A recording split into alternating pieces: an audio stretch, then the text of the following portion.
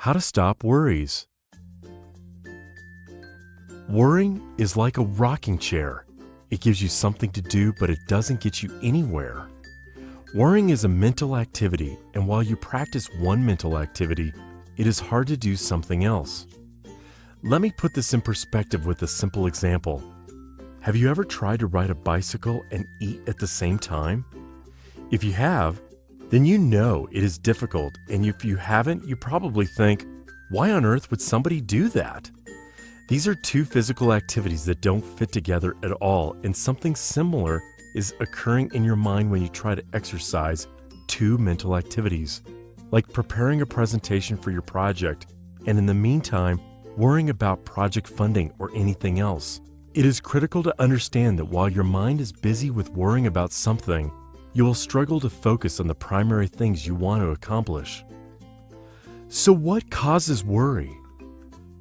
Understanding what causes worry can help identify the root causes and prevent it from actually happening.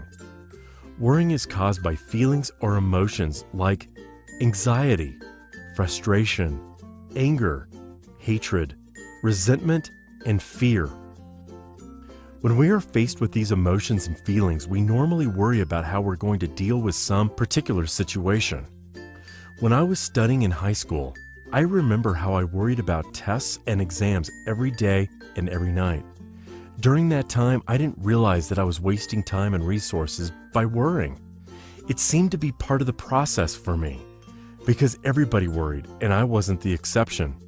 Today, I hardly worry about anything, because when I feel that I start to worry, I take necessary actions to avoid it and focus on what I need to do to fix the issues instead of worrying. Let's look at the different types of worry and how best to deal with them.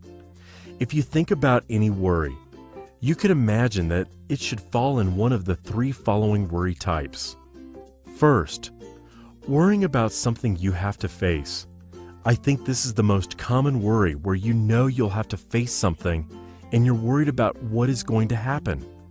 If, for example, you have a test in math tomorrow and you haven't been studying very well, then you'll worry about how you're going to pass the test.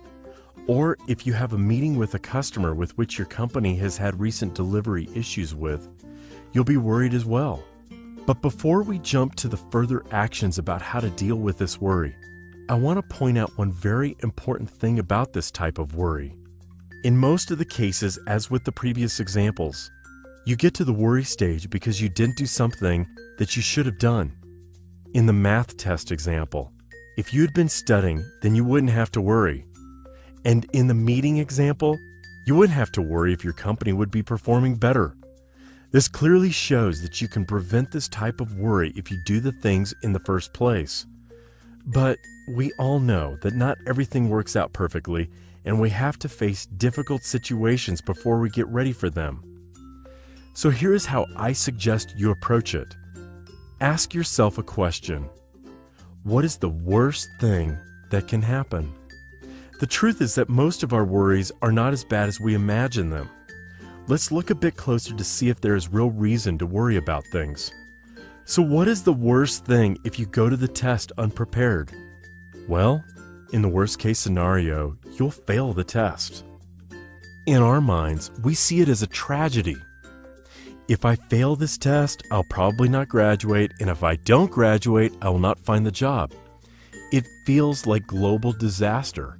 But in reality, even if you failed the test, the worst thing that could happen is that you have to retake the class. And that's it. It's not the end of the world.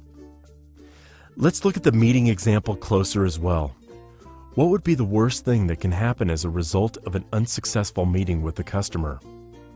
If you're the manager responsible for this customer, then losing this customer would mean losing the job. This is a more serious case, but the same principle applies. In order to lose your job, there has to be consistent performance problems with what you do, and your boss would notice it over time. You normally don't show up to work and lose your job.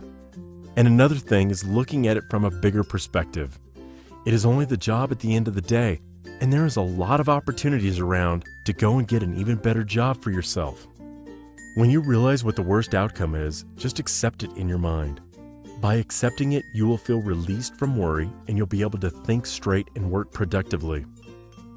I have applied this technique so many times, and trust me, it works.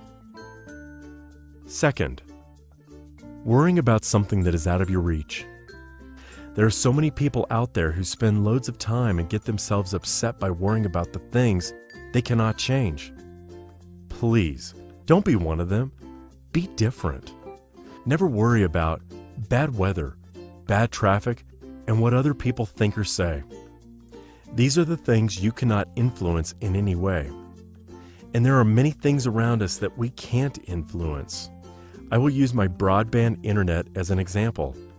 In the last year or so, my internet provider has increased the price 2 times. First, it went from $65 to $75 a month. And then again, just recently from $75 to $85 a month. It is about a 25% increase, and I felt that that was way too much. I could now be upset and tell my friends and work colleagues how bad my broadband provider is after I've been a loyal customer for 5 years.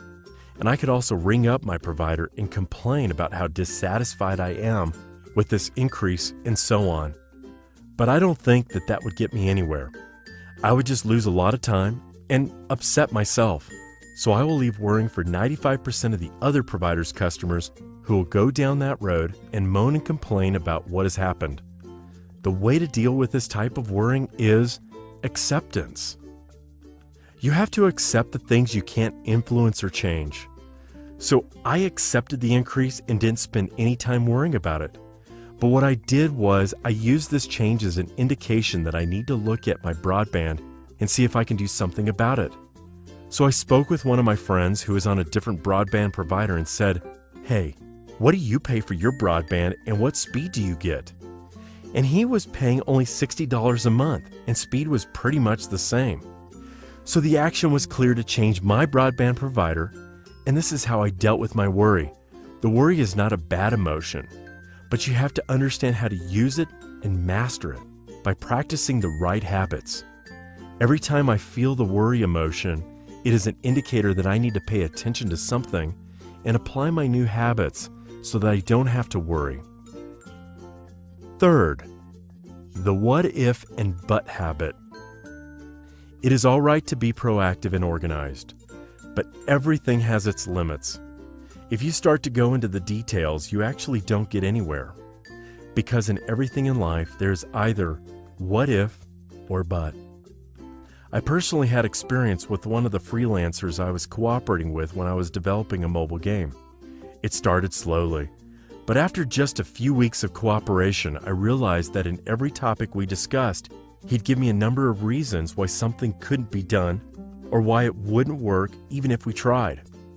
And we were miles away from being productive and hardly got anything done in a week's time.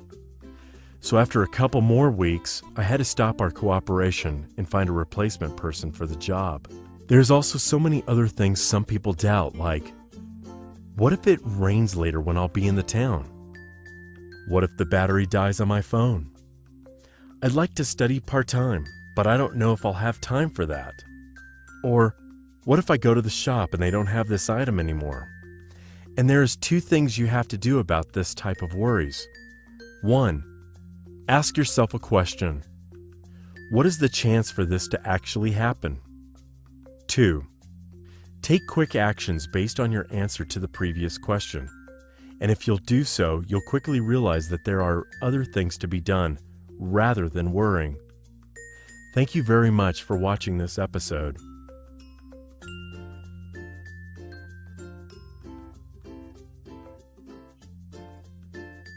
If you have any questions about areas of life where you're struggling or want to make improvements, please tell me in the comments below or write to me at Facebook or Twitter, and I'll make a video about how best to approach it.